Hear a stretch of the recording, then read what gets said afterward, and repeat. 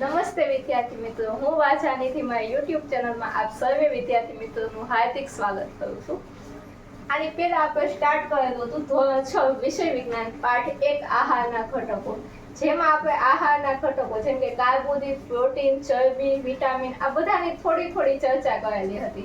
અને કાર્બોદિત, પ્રોટીન અને ચરબી વિશે આપણે બધી માહિતી મેળવેલી હતી. ત્યારબાદ આજે આપણે વિટામિન વિશેની માહિતી મેળવી છે. અને વિટામિનની સંપૂર્ણ માહિતી આપણે આ એક જ લેક્ચરમાં લઈ લીધી છે. આની પછીનો એક પોઈન્ટ છે ત્રુટિજન્ય રોગો, તેને પણ આપણે વિટામિનની સાથે અહીંયા લઈ લીધેલો છે. જો એ વિટામિન છે શું, આપણે વિટામિનની વાત કરેલી કે વિટામિન એ પણ આહારનો એક ઘટક છે અને એનું મેઇન અગત્યનું કાર્ય શું છે તો કે રોગો સામે આપણને રક્ષણ આપે છે. વિટામિનના અલગ પ્રકાર છે, જેમાં આપણે જોઈએ vitamin A, vitamin B, vitamin C, vitamin D, vitamin E અને વિટામિન કે. અને અગત્યના 4 જ વિટામિન છે: vitamin A, vitamin B, vitamin C અને વિટામિન ડી, જેની આપણે ખાસ ચર્ચા કરવાની છે. વિટામિન એ છે, એનું મેઇન કાર્ય શું છે, મેઇન આપણને એની અગત્યતા શું છે, વિટામિન એ શા માટે આપણે લઈએ છીએ તો કે વિટામિન એ છે આપણી આંખો અને ત્વચાને તંદુરસ્ત રાખે છે. વિટામિન એ મેળવવાથી, વિટામિન એ વાળી વસ્તુ ખાવાથી આપણી આંખો અને ત્વચા છે તે તંદુરસ્ત રહે છે. વિટામિન એ ના સ્ત્રોતો, આની પહેલા પણ આપણે વાત કરી. સ્ત્રોતો મીન્સ કે વિટામિન એ છે એ આપણને શું ખાવાથી મળે છે, કયો ખોરાક એવો છે કે જે ખાવાથી આપણને વિટામિન એ પ્રાપ્ત થાય છે તો કે પપૈયું છે, ગાજર છે, કેરી છે, દૂધ છે. ઓલમોસ્ટ બધા ફળ છે જે મીઠા ફળો છે એ ખાવાથી આપણને વિટામિન એ પ્રાપ્ત થાય છે.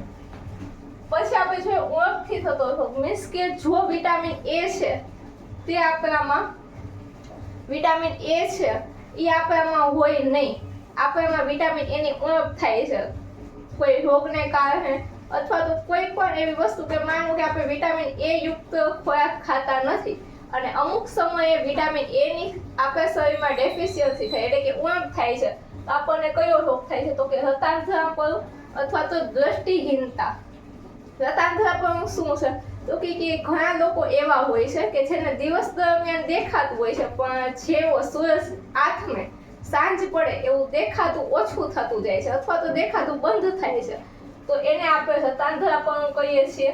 અને આપણે અહીંયા જોયું છે કે આંખો અને ત્વચાને તંદુરસ્ત રાખે છે વિટામિન એ. તો જો વિટામિન એ ની ઉણપ સર્જાય તો આપણને આમે ખબર પડે કે આપણી આંખ ઉપર એની અસર થતી હોય. રતાંધરાપણું છે શેને લગતો તો કે આંખને લગતો રોગ છે. આપણી દ્રષ્ટિહીનતા, આપણી આંખ છે નબળી પડવા લાગે છે. જે લોકોને ચશ્મા આવે છે એ પણ શું છે તો કે વિટામિન એ ની ઉણપ દેખાડે છે. પછી આપણે જોઈએ એનું રાસાયણિક નામ, તમારી ટેક્સ્ટ બુકમાં, તમારી પાઠ્યપુસ્તકમાં ક્યાંય એનું રાસાયણિક નામ આપેલું છે નહીં, પણ આપણે અહીંયા સામાન્ય જ્ઞાન માટે એનું રાસાયણિક નામ આપણે લખેલું છે. એનું રાસાયણિક નામ છે રેટિનોલ. પછી છે વિટામિન બી. વિટામિન બી છે એ શું કામ લાગે છે તો કે આપણને રોગો સામે રક્ષણ આપે છે. અને બીજી એક વસ્તુ આપણે યાદ રાખવાની છે કે વિટામિન બી છે એ એક કોમ્પ્લેક્સ છે. વિટામિન બી એ આખું જૂથ બનેલું છે. વિટામિન અહીંયા જે આપણે લીધેલો છે B1 લીધેલો છે. પછી vitamin B1, B2, B3, B4, B5, B6, B7, B8, B9, B10, B11 અને B12 આવું આખું એક જૂથ છે વિટામિન બી. એટલે એને આપણે કહીએ છીએ વિટામિન બી કોમ્પ્લેક્સ. આપણે જે બધી વાતો અહીંયા કરવાની છે વિટામિન B1 વિશે કરવાની છે. એના સ્ત્રોતો કયા છે તો કે ઘઉં, ચોખા, અનાજ જે બધા ખાસ કરીને છે એ બધામાંથી આપણને વિટામિન B1 પ્રાપ્ત થશે. એની ઉણપથી થતો રોગ વિટામિન B1 છે જો એ આપણામાં ઓછું બને અથવા તો આપણામાં નથી બનતું તો આપણને કયો રોગ થશે તો કે બેરી નામનો રોગ થશે. આ રોગમાં શું હોય છે તો કે આ રોગ છે એનાથી આપણા સ્નાયુઓ છે એ નબળા પડવા લાગે છે, થાક વધારે, વારંવાર થાક લાગે છે. ખાસ તમને એના લક્ષણો પણ પૂછાઈ શકે તો કે સ્નાયુ છે એ નબળા પડે છે અને વારંવાર થાક લાગે છે. બેરી રોગ છે એ આપણે ખાસ યાદ રાખવાનો છે. વિટામિન B1 ની ઉણપથી થતો રોગ છે અને એનું રાસાયણિક નામ છે થાઇમિન. રાસાયણિક નામ તમને પૂછાશે નહીં કારણ કે તમારી પાઠ્યપુસ્તકમાં આપેલા નથી. આપણે ખાલી અહીંયા સામાન્ય જ્ઞાન માટે આને લીધેલા છે. આપણે જોઈએ વિટામિન સી છે એની ઘણી બધી વાતો આપણે સાંભળેલી હોય છે. વિટામિન બી નું પણ એ જ કામ છે. બધા વિટામિન છે એ વધારે પડતા શેની માટે ઉપયોગી છે તો કે રોગ સામે રક્ષણ આપવા માટે ઉપયોગી છે. વિટામિન સી છે એના સ્ત્રોતો કયા કયા છે તો કે શું ખાવાથી આપણને વિટામિન સી મળશે તો કે જામફળ છે, નારંગી છે, લીંબુ છે, આંબળા છે. વધારે પડતી ખાટી વસ્તુ ખાટા ફળો છે એ ખાવાથી આપણને શું મળે છે વિટામિન સી પ્રાપ્ત થાય છે. એની ઉણપથી થતો રોગ કયો છે તો કે સ્કર્વી નામનો રોગ છે વિટામિન સી ની ઉણપથી થાય છે.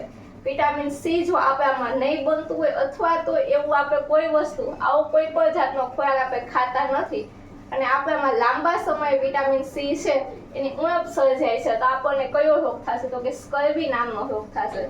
સ્કર્વી નામનો રોગ છે શેને લગતો રોગ છે તો કે દાંત અને પેઢાને લગતો રોગ છે. દાંત અને પેઢાને લગતો રોગ છે. આપણા દાંત અથવા તો પેઢામાંથી લોહી નીકળવાની શરૂઆત થશે. ધીમે ધીમે થોડા સમય વિટામિન સી છે એ બનતો ઓછો થઈ જાય. આપણે એવો ખોરાક ખાતા નથી જેમાંથી આપણને વિટામિન સી પ્રાપ્ત થાય તો અમુક લાંબા સમય આપણને વિટામિન સી ની ઉણપ થઈ જાય અને આપણા દાંત અને પેઢામાંથી શું થશે લોહી નીકળવાની શરૂઆત થશે. એનું રાસાયણિક નામ છે એસ્કોર્બિક એસિડ. ત્યારબાદ આપણે વાત કરીએ વિટામિન ડી ની. વિટામિન ડી છે શેના માટે ઉપયોગી છે તો કે વિટામિન ડી છે એ હાડકાં અને દાંત માટે કેલ્શિયમનો ઉપયોગ કરવા માટે મદદરૂપ થાય છે. વિટામિન ડી છે એ આપણને બધાને ખબર હોય કે આપણે વાતો સાંભળેલી હોય કે જો વિટામિન ડી છે એ ઓછો બને તો આપણે હાડકાં છે, દાંત છે એ ધીમે ધીમે નબળા પડતા જાય છે. દાંતમાં સડો થાય છે, હાડકાં નબળા પડતા જાય છે, ફ્રેક્ચર વારંવાર આવે છે. એ બધું શાના લીધે થાય છે તો કે વિટામિન ડી ને લીધે.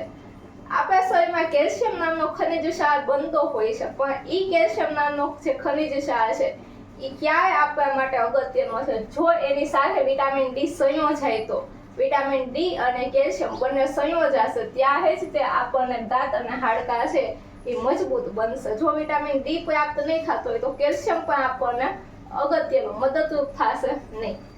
એના સ્ત્રોતો કયા કયા છે, શું ખાવાથી વિટામિન ડી પ્રાપ્ત થશે તો કે ઈંડા છે, માછલી છે, દૂધ છે.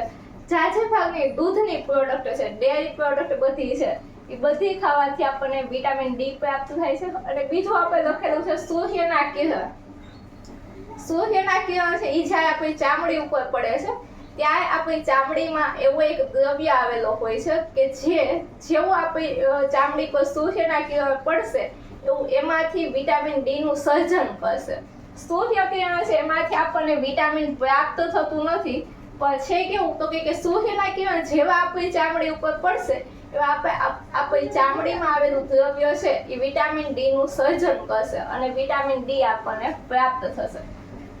એની ઉણપથી થતો રોગ કયો છે તો કે સુક્તાન અથવા રિકેટ્સ નામનો રોગ છે. જો આપણને વિટામિન ડી છે એની ઉણપ થઈ છે એવું આપણે કંઈ પણ કહીએ અથવા તો એવો રોગ આપણને કંઈ પણ થાય તો આપણને સુક્તાન અથવા તો રિકેટ્સ નામનો રોગ થશે. આ રોગમાં થાય છે શું તો કે આપણે હાડકાં છે એ ધીમે ધીમે નબળા પડવા લાગે છે. હાડકાનો કોહવાટ થાય છે, દાંતનો કોહવાટ થાય, દાંત સડવા લાગે, હાડકાં નબળા પડી જાય. એવા બધા આના લક્ષણો છે. સુક્તાન અને રિકેટ્સ બે એક જ છે. રિકેટ્સ એનું ઇંગ્લિશ નામ છે, સુક્તાન એનું ગુજરાતી નામ છે. રાસાયણિક નામ એનું છે કેલ્સીફેરલ. વિટામિન ડી નું રાસાયણિક નામ કેલ્સીફેરલ છે. વિટામિન ઈ અને કે ની તમને ખાલી માહિતી આપી છે આટલા વિટામિન છે પણ એની કોઈ અગત્યતા એ શેમાંથી પ્રાપ્ત થાય છે, એનાથી થતા રોગો, એની કોઈ માહિતી આપણને પાઠ્યપુસ્તકમાં આપેલી નથી એટલે આપણે અહીંયા લખેલી પણ નથી.